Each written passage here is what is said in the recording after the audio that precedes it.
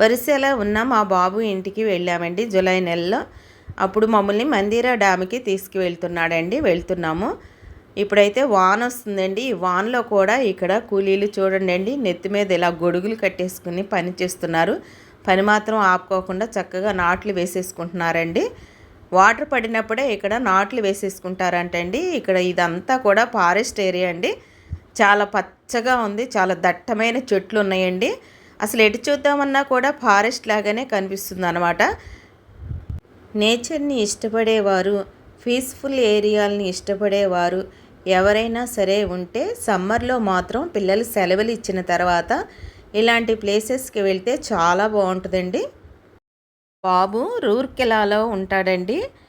రూర్కెలా నుంచి ఈ డ్యామ్ దగ్గరికి 30-35 కిలోమీటర్ల దూరం ఉంటుందండి. కార్లో వెళ్తే మాత్రం 1 గంటలో వెళ్ళిపోవచ్చండి. రూర్కెలా నుంచి కన్సాబహాల్ మీదుగా వెళ్తే రోడ్డు బాగుంటుందని చెప్పారండి. అటుగానే మమ్మల్ని తీసుకువెళ్తున్నాడండి. ఈ దారిలో ఒక గుడి కూడా తగిలిందండి. ఈ గుడి ఏం గుడో అయితే మాకు తెలియదు. ఇక్కడైతే చాలామంది పూజలు చేస్తున్నారండి. లోపల చాలామంది ఉన్నారండి.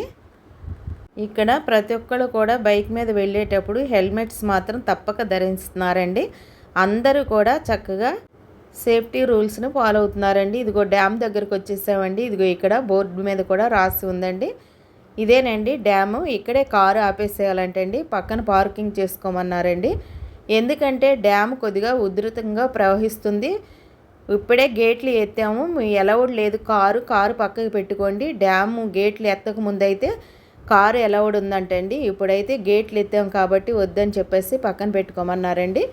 మేము కారు దిగి నడుచుకుంటూ డ్యామ్ని చూడటానికి వెళ్తున్నామండి. ఇదిగో ఇక్కడైతే చూడండి వాటర్ ఇటు నుంచి చూస్తే చాలా బాగుందండి. ఇక్కడ 4 గేట్లు ఎత్తారండి. పక్కన అయితే ఇలా ఉన్నాయండి. వాటర్ బాగా నిండుగా కనిపిస్తున్నాయండి.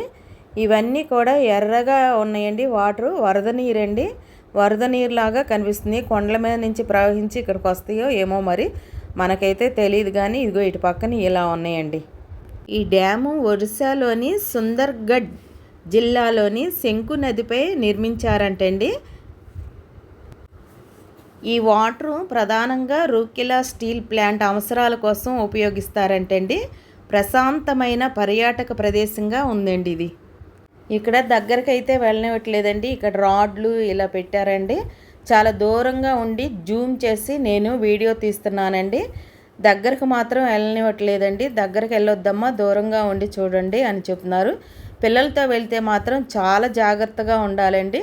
ఇది చూసేటప్పుడు ఎంత ఆనందంగా ఉన్నా కూడా మనం ఒక్కొక్కసారి ఇలా వంగి చూస్తున్నాం అనుకోండి, కళ్ళు గిర్రని తిరుగుతున్నాయి. జాగ్రత్తగా ఉండాలండి. గేట్లు ఎత్తటం వల్ల వాటర్ ఫ్లోటింగ్ ఎంత బాగా వెళ్తుందో చూడండి. నేనంతా కూడా ఇక్కడ జూమ్ చేసే చూపిస్తున్నానండి. ఇక్కడ ఆ వాటర్ సౌండ్కి అసలు మాకేమీ వినిపించట్లేదండి. ఒకరి మాట ఒకరికి అస్సలు వినిపించట్లేదండి. ఇక్కడ ఇదంతా కూడా ఫెన్సింగ్ వేసేసి ఉందండి. నేనైతే చాలా జాగ్రత్తగా దూరంగా నిలబడి ఈ వీడియో తీస్తున్నానండి. ఇగో ఇంకా ముందుకు వెళ్తున్నాం అన్నమాట. ఇదిగో చాలా వరకు కూడా వాటర్ ఇలాగే ఫ్లోటింగ్గా వెళ్తున్నాయండి.